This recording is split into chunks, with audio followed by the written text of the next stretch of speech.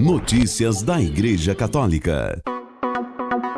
Terça-feira, 24 de outubro de 2023. Hoje é dia de Santo Antônio Maria Claret, fundador dos claretianos e claretianas.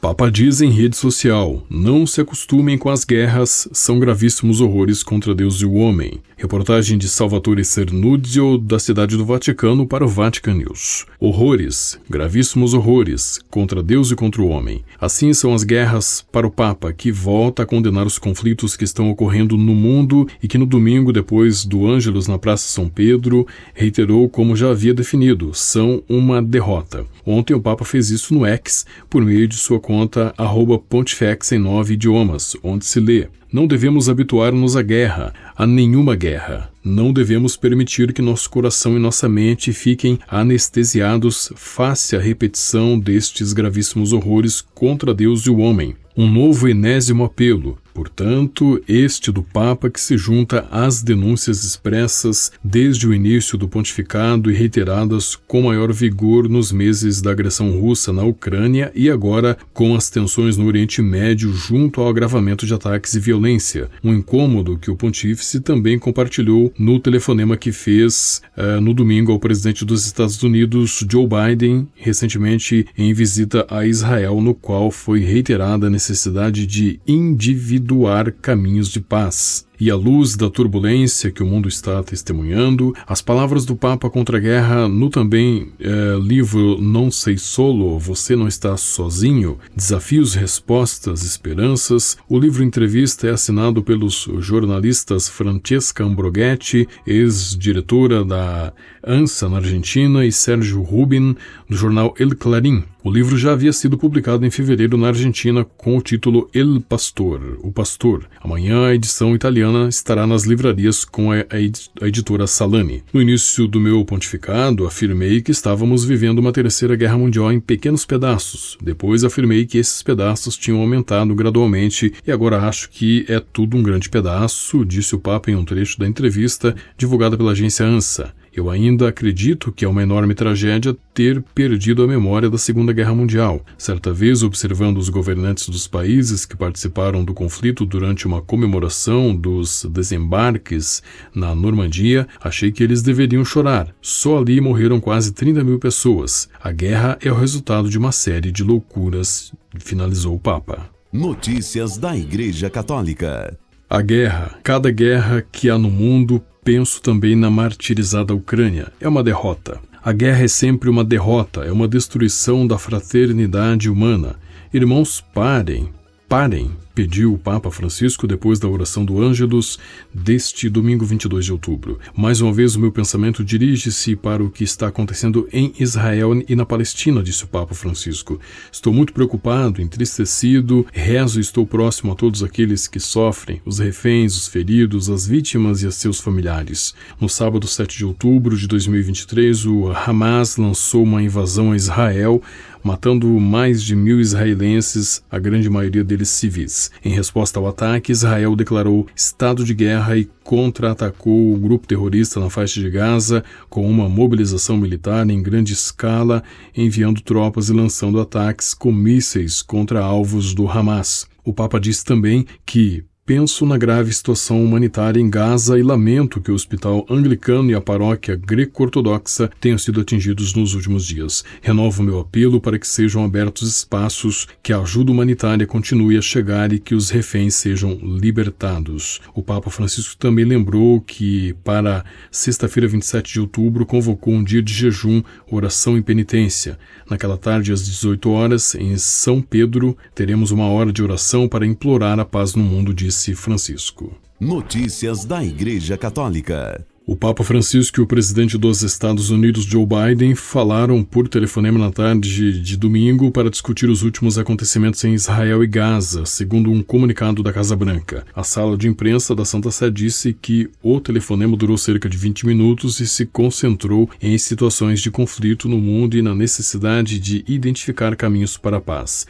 O presidente condenou o ataque bárbaro do Hamas contra civis israelenses e afirmou a necessidade de proteger os civis em Gaza, disse o comunicado da Casa Branca. Os dois também conversaram sobre a viagem de Biden a Israel na semana passada e seus esforços de assistência humanitária na região. O Papa e o presidente também discutiram a necessidade de evitar a escalada na região e de trabalhar para uma paz duradoura no Oriente Médio, disse a Casa Branca. No início do dia, o Papa Francisco, no Ângelus Dominical, fez um apelo à paz no conflito em curso entre Israel e Hamas, que entra na sua terceira semana. Notícias da Igreja Católica. A Igreja Nossa Senhora da Piedade, em São Paulo, foi elevada à Basílica Menor. O título foi recebido no contexto das comemorações dos 175 anos da criação da paróquia que pertence à Arquidiocese de Sorocaba, São Paulo. As basílicas menores são os templos que receberam esse título devido à sua importância espiritual e histórica. Segundo o decreto Domus Ecclesiae,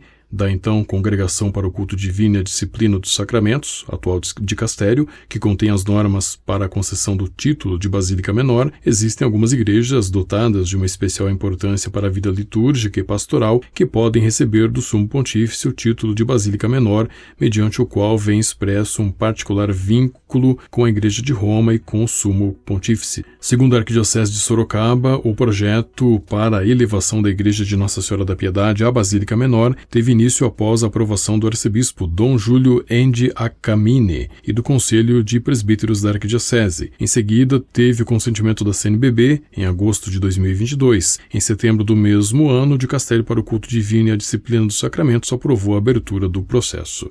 Notícias da Igreja Católica. No dia 3 de novembro, o Papa Francisco vai celebrar a tradicional missa na Basílica de São Pedro, no Vaticano, em sufrágio pelos cardeais e bispos mortos nos últimos 12 meses. Neste ano, fará especialmente em memória de Bento XVI, que morreu em 31 de dezembro do ano passado. O Escritório de Celebrações Litúrgicas informou que a missa será no dia 3 de novembro, às 11 horas, horário de Roma, no altar da Cátedra de São Pedro. O Papa Bento XVI morreu aos 95 anos, terminando assim a vida transcendental de um homem da Igreja que se autodenominava um humilde trabalhador na vinha do Senhor. Notícias da Igreja Católica. Vivian Ogu, morta quando tinha apenas 14 anos por resistir ao estupro, iniciou o seu caminho até os altares no dia 7 de outubro com a abertura da sua causa de canonização. Vivian, que vivia na cidade de Umuelen, no sul da Nigéria, foi morta por homens armados em 15 de novembro de 2009. Segundo a agência Fides, serviço noticioso das Pontifícias Obras Missionárias, no decreto de abertura da causa de Vivian, o arcebispo da cidade de Benin, na Nigéria, Dom Agostinho Obiora Akubeze, reconheceu que sua fama de martírio e santidade vem crescendo desde sua morte. Convidamos todos os fiéis que possam dar um testemunho válido a se apresentarem e entrarem em contato com a Cúria Arquidiocesana com as suas informações, sejam elas favoráveis ou desfavoráveis à fama de martírio e a santidade desta serva de Deus, pediu Dom Obiora. Se for beatificada, Vivian se tornaria a segunda beata da Nigéria ao lado de Cyprian Iwene Tanzi, a quem o Papa São João Paulo II beatificou em 1998. Notícias da Igreja Católica. Em meio ao sínodo da sinodalidade em curso na igreja, o bispo norueguês Erik Varden, de 49 anos, oferece uma profunda reflexão teológica sobre a intrincada relação entre sinodalidade e santidade. O ensaio, publicado em First Things, apresenta uma advertência oportuna de que as discussões eclesiais não podem recorrer às custas da santidade espiritual, mas antes devem ser ordenadas a ela. Ao esclarecer o próprio conceito de sinodalidade e as suas raízes bíblicas e históricas, o bispo de Trondheim, a antiga capital viking da Noruega, traz de volta a santificação ao centro das atenções. Ele exorta que a santidade continue sendo o objetivo final de todo o discurso eclesial, mesmo que esse discurso aconteça em uma reunião repleta de conversas sobre jornada e discernimento. Com a colaboração do Vatican News e da agência ICI, você ouviu o Boletim de Notícias Católicas, que volta amanhã. Notícias da Igreja Católica.